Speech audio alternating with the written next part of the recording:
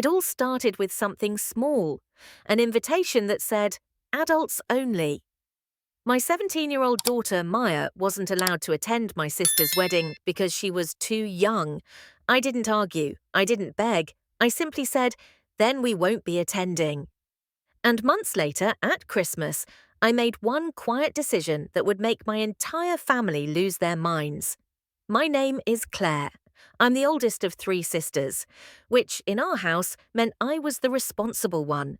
The helper, the babysitter, the one who cleaned up everyone's mess while Mum and Dad were too tired or too distracted. At first, I didn't mind. That was just my role.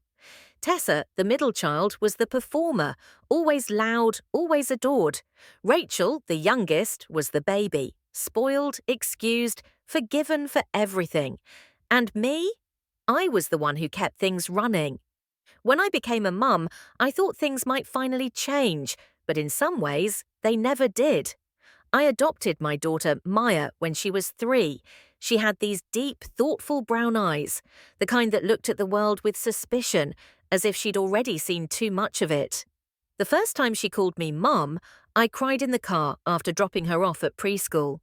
That was the moment I made a promise she would never feel unwanted in this family, not ever again. But no matter how hard I tried, I couldn't keep that promise. Tessa got engaged last spring. Big ring, big announcement. She posted pictures online with captions full of hearts and hashtags about forever. I congratulated her, of course. Maya even made her a handmade card.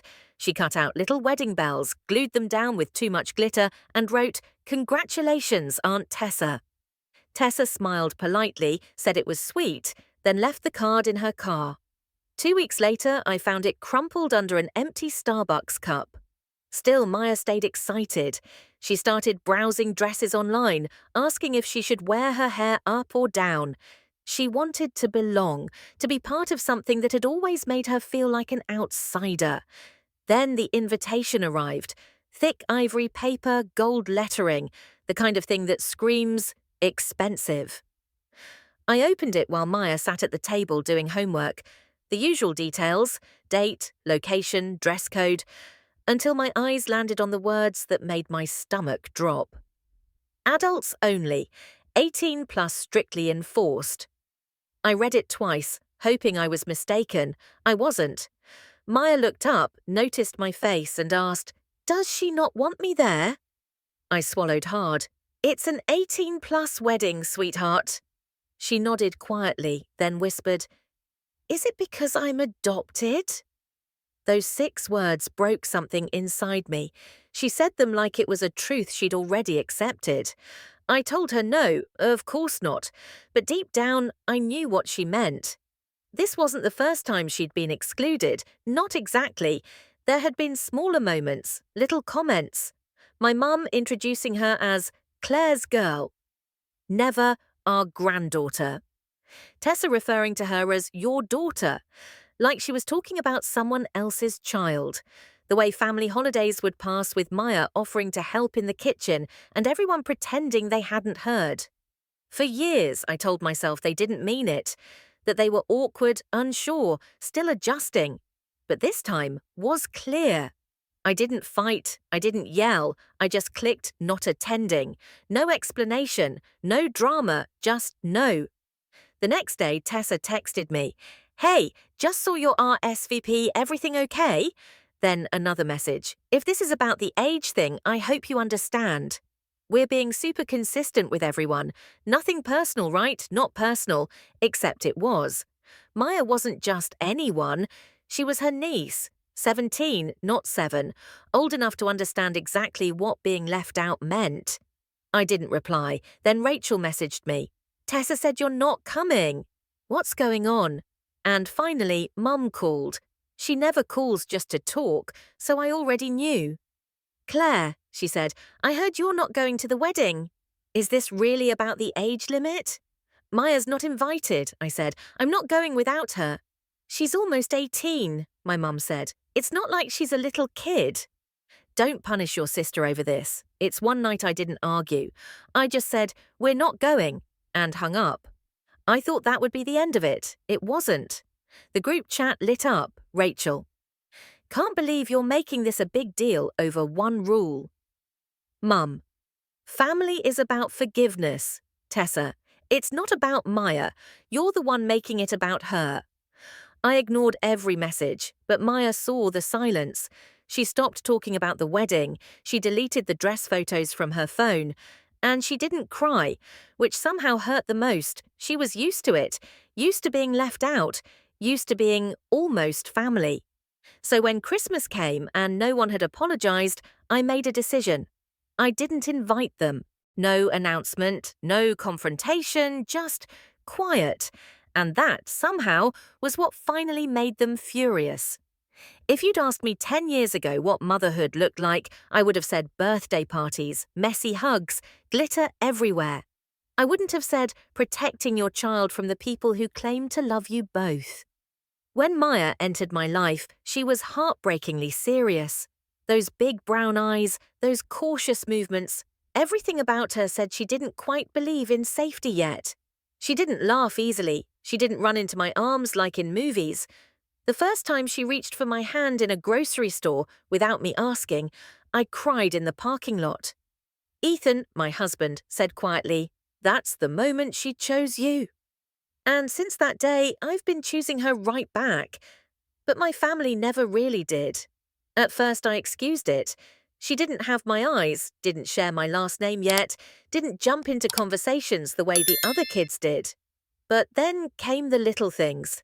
Mum calling her the little one instead of Maya. Tessa asking if I planned to tell her she was adopted.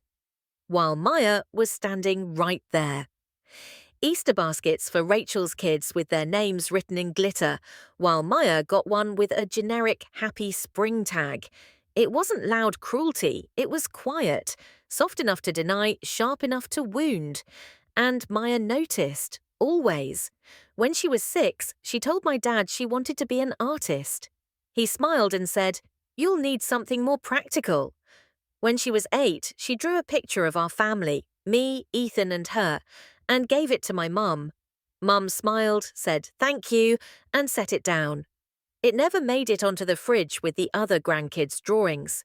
Later, Maya asked, "Why isn't mine up there?" And I had no answer that didn't sound like a lie. The first time I truly snapped was at Rachel's engagement party. Maya was 12, dressed in pale blue, silver flats, and nervous smiles. Rachel greeted us with a quick hi before turning away to hug the next guest. Not a word to Maya, no compliment, no warmth. We left after 20 minutes. On the drive home, Maya said, "I don't think she likes me." "She just doesn't know you yet," I said.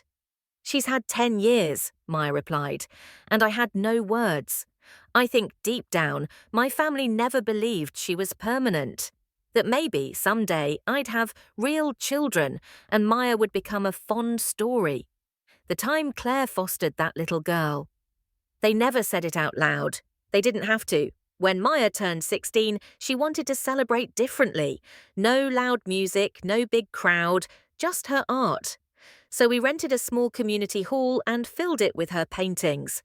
Her idea, her heart. She invited everyone, family, friends, even a few teachers.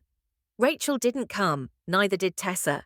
My parents showed up half an hour late with a generic card that said, "To a sweet girl," and a $20 bill tucked inside. Maya thanked them, smiling politely. She's always polite.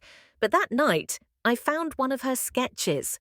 The 3 of us at the party, but with blank faces. No eyes, no smiles. That was the moment I stopped hoping they'd ever change, because Maya wasn't even hurt anymore. She'd stopped expecting kindness, and that terrified me. So when Tessa's wedding invitation said, "Adults only," and no one mentioned Maya again, I didn't fight it. I didn't beg. I didn't even explain. I just said, "We're not going." That weekend, we stayed home. Ethan made French toast, Maya painted by the window, and I read an entire book. No guilt, no drama, just peace. And I realized something I should have known long ago. Silence can be louder than any argument. The quiet after that decision felt strange, like standing in a house where the noise has finally stopped and you realize how loud it used to be. For the first time, our home didn't feel like a battlefield of politeness. It felt calm. I didn't miss the wedding. I didn't wonder what the flowers looked like or if the cake was any good. I just thought about Maya, how she used to search for their approval, one small nod at a time, and how slowly they taught her not to expect it. When Christmas came, I decided to stop pretending. For years, I'd hosted the big family dinner. I'd set the table, cooked the food, and smiled through every uncomfortable silence. This time, I wouldn't. So when Ethan asked, should I rent the extra chairs, I said no extra seats this year. He didn't argue. Maya didn't ask. And when the group chat started buzzing with the usual, who's bringing dessert? Should we come early this year? I said nothing. I just let the silence sit. That silence did more damage than any argument ever had. On December the 15th, Rachel texted, Claire, are we still doing Christmas Eve at your place? Tessa followed with, of course we'll be 5 again. Let me know if Maya wants anything this year, if she's even coming this time. That line almost made me drop my phone. If she's even coming this time. As if Maya's absence from the wedding had been her own fault. I didn't reply, I didn't clean the house, I didn't order a roast, I didn't set up the big table or polish the good plates. When no one got an answer, they started calling. First Mum, then Rachel, then Tessa. Finally, my dad left a voicemail, your mother's upset. It's not too late to do the right thing. The right thing. As if feeding people who rejected my child counted as morality. That Christmas Eve, Ethan made lasagna in his pajamas while Maya baked sugar cookies shaped like stars that fell apart in the oven. We watched movies, opened our gifts early, and laughed until midnight. It was the most peaceful Christmas we'd ever had, but peace has a way of making guilty people furious. On December the 26th, the group chat lit up again. Tessa. It's just sad. We've all tried to include Maya, but Claire makes it impossible. Rachel. If you cut off family every time there's a disagreement, you'll end up with no one. Dad. The way you're handling this is cruel. Then Mum sent a photo of her Christmas tree with the caption, it wasn't the same without you. Maya would have loved her gifts, but those weren't gifts. They were bait, guilt wrapped in ribbons. A few days later, I got a letter, no return address, but I knew the handwriting. It was from Mum. Inside, she'd written, I wish you'd think about the example you're setting. Maya will see how easily you shut people out. That line stuck with me, because that's exactly what I wanted Maya to see, that love doesn't mean surrender, that real love doesn't ask you to make yourself small so others can stay comfortable. Maya never asked about the messages, but I knew she sensed the tension. She always did. One night, she sat on the couch sketching in her blanket and said quietly, if I wasn't adopted, do you think they'd like me more? It hit harder than anything they'd ever said. I sat beside her. Sweetheart, I said, they might pretend better. But people who act that way, it was never about you. She nodded. Then, after a pause, she said, I don't think I want them to like me anymore. That was the moment I stopped waiting for an apology that was never coming. A few days later, my dad called again. I didn't pick up. Then came the text. Your mother isn't sleeping. We know we messed up, but this isn't you. You're not the kind of person who shuts people out. For a moment, I almost believed him. Then I realized maybe this was me now. Someone who finally knew what she would and wouldn't tolerate. Someone who understood that keeping peace at the expense of your child's dignity isn't love. It's fear dressed up as tradition. The final blow came from Tessa, a voice message, her tone dripping with false calm. I just think it's sad, Claire. You've turned Maya into a shield. Anytime someone doesn't treat her like royalty, you cut them off. That's not healthy. It's obsession. I deleted it halfway through. Because if protecting my daughter, the girl who'd been unwanted once, makes me obsessive, then so be it. New Year's came quietly. Maya fell asleep on the couch before midnight, half a cookie still in her hand. Ethan and I toasted with tea instead of champagne, watching the fireworks on mute. He asked, "Do you miss them?" I thought about it. "I miss the idea of them," I said, "but that version never really existed." He nodded, and for the first time in years, I didn't feel guilty for saying it. A few weeks later, the doorbell rang. It was a cold Thursday afternoon. I wasn't expecting anyone. Maya was upstairs working on her college portfolio. Ethan was late at work. When I opened the door, my parents were standing there. Mum held a container of oatmeal cookies, her old specialty, the kind she made when I was little. "Claire," she said softly, "we thought we'd stop by." I stared at the cookies like they might explode. Dad cleared his throat. "Can we come in?" "Just for a minute." "No," I said. They both froze. Mum tried again, smiling tightly. "We just want to talk." Things got heated, but we're still your family. She offered the cookies like they were a peace treaty. I didn't take them. Her smile cracked. "You don't have to be like this," she said. "We know it's hard raising a teenager," Dad added, "but pushing everyone away, you're going to regret it. You'll lose your real family over a girl who'll leave soon anyway." My stomach turned. Mum's voice softened. "She's 17, Claire. She'll go off to college soon, and then what? You'll be alone." And then she said the words that stripped away every illusion of love she'd ever faked. "She's not blood, Claire. She's not really one of us."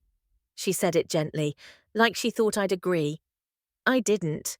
I took a breath, stepped forward and said, "You need to leave, now." Dad looked startled. "Claire, no," I said louder.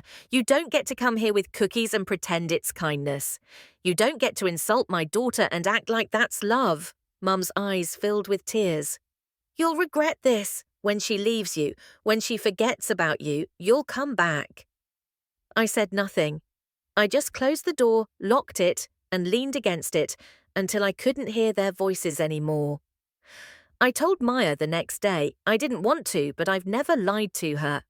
She listened quietly as I told her what they said, about blood, about family, about regret. Her hands were clenched in her lap, her shoulders tight.